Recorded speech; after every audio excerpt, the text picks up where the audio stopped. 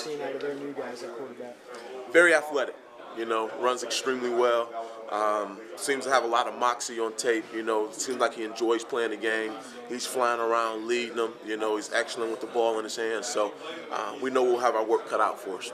Right, they ran the football a lot in their first game. Obviously, it's an FCS opponent, but is that what you expect a lot of running from them? I do. I think they want to control the ball. Even though they're a high, fast-paced offense, at the end of the day, I think they enjoy running the ball and dominating the line of scrimmage. So our up-front guys understand that. We're going to have to be extremely sound, getting lined up quickly so we can execute our defense. But at the end of the day, we understand that they do want to run the football, even though they're going extremely fast. It's a little change of pace from last week, isn't it?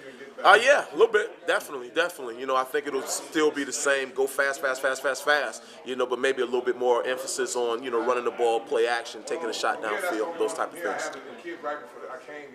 Does your defense sort of look forward to the challenge when this team, came out of the gates against, maybe a substandard opponent but scored a lot of points? Does your defense look forward to challenges like that? Yeah, it gets their attention right away. We don't care who they're playing. At the end of the day, they scored a ton of points, had a ton of offense. So we understand it's going to be a great challenge going down to their place, and having to play in front of their crowds, But at the end of the day, I think our guys are excited about the challenge. With some of the offensive uncertainty, does that put a little more pressure on the defense at all, or are you guys just taking care of what you can do? Yeah, and that's it. We understand our offense will be ready to go. They'll do what they do, and we got to go out there and do our jobs. That's the bottom line. We're just really concerned with what we can do to help this team win.